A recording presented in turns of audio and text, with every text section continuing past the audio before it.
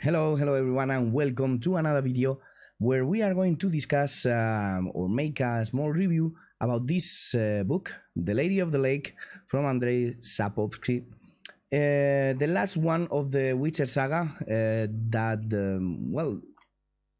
takes part along the main storyline, right? After this one, there is another book, Season of Storms. Sorry, that it's like a prequel where it's tell us about some adventures Geralt of Rivia had before the events in the saga that started the Blood of Elves. I must say, probably it's the longest of all the books of that saga, but it's the greatest final I could ever imagine of the saga itself. I loved it. I think it's brutal in the most expensive aspect of this or definition of the word. I loved the way the story is told, with the flashbacks, the how some characters tell the story to the others, or about the dreams with the pictures that we see with Nimu, or however it's pronounced. And I loved it. I really loved it. The cruel war that it's surrounding the whole story. How it's not the typical fairy tale with everything pink and shiny, right? We have a lot of political issues here. We see the war from inside, the cruelty of the war, and the cruelty of the hospital, for example, where Iola and things like that. I loved it. I loved some of the story of the travels that Ciri makes, the time travels with the unicorn, the how everyone wants Ciri for the reason they want. I don't want to make spoilers, so I'm not getting into details of the book, but I must say that I loved some of the essence we visit in the book. They were amazing. I loved it.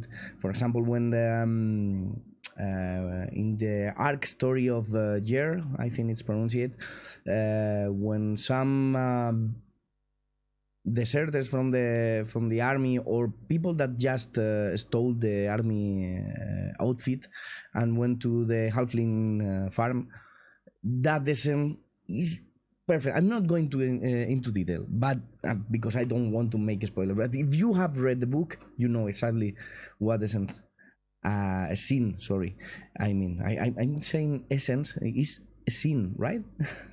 Correct me if I am wrong with my pronunciation, and apologize for it, because it's not my mother language, so I have still trouble to speak properly in English. Anyway, I loved it. I love the book, the story. It's as I said, a perfect end. The battles are described awesomely. Really, I love the battle scenes. How they how Sapkowski describes the cruelty of those battles, the cruelty of those. And the reality, because we don't face a super powerful hero against no so powerful foe. In this case, we find enemies that are really harder than the heroes they have in front, and I love the way it's all developed in the arc of the story. I think it's amazing. I had some downfalls with some political issues with the lords and things like that, but in general, I loved it. I really liked as well the political thing is how they want to control the kingdoms and things like that. And I think it's something really cool, because they open there events that will happen in the books, right, or in the video games. It's some events in the latest I'm not going to go into the detail either, but some hatred against sorcerers and things like that, I guess they come from this seed that is planted in this book with lots of sorcerers and things like that. I think it's really amazing. I love the way the events in Tucson with Dandalion. It's amazing, really. I loved it. In general, I think it's a fantastic book. I'm not an expert in literature, but I think it's perfectly written. It's very cinematographic, right? I hope they make it right with the Netflix series. I have made some comments about that in my Spanish channel, speaking in Spanish. So if you want to take a look at it, it's you can search for Las Cosicas de Joserra all together. But if you understand Spanish, of course. But in general, I think the writer has made an awesome job with these books, with this saga, the entire saga. I don't know if the next one will be it will be the Seasons of the Storm. It took me a lot to read it because it's I read it in English. My mother language is Spanish, so it takes me a bit more, and I haven't had the time I wanted to dedicate to it.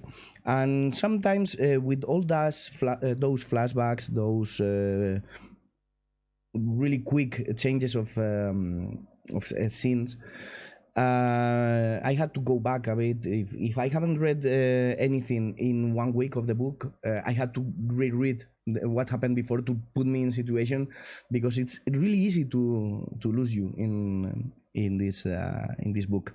But in general, I loved it. I love the way they treat the magic. I love the end. I loved how they mix with the story with the Arthurian legends. It's really nice. It's really nice, and I think it deserves a chance. But I recommend you to start from the beginning. I recommend you to start from the Last Wish first, the Sword of Destiny later, and then start the saga that starts with the Blood of Elves. Right, and ends with the Lady of the Lake. I loved it. I love the video games. I knew the books because of the video games, and I love how well constructed were and well developed were the characters. And of course, it was because they were based on a strong base that was the books. Nonetheless, I think the video games are awesome. The stories, original stories developed in the books were awesome as well. But I recommend you as well to know the books, to read the books. The story about Emir, for example, was amazing. How he tells Geralt his plans once they are developed. Everything. The end is amazing. It's mind-blowing. So I totally recommend you to read them, and well, put me in the comments below if you want to recommend me another saga that you loved, that it's similar to this one. Please let me know in the comments below, or just put your opinion about the saga, or your thoughts, or if you have any question that I can answer, I will gladly do. And anyway, I'm going to stop here. Thanks for watching the video. Let me know in the comments below, as I said, if you have any suggestion, any question. And well, enjoy the books, enjoy the series once they are in launch in Netflix.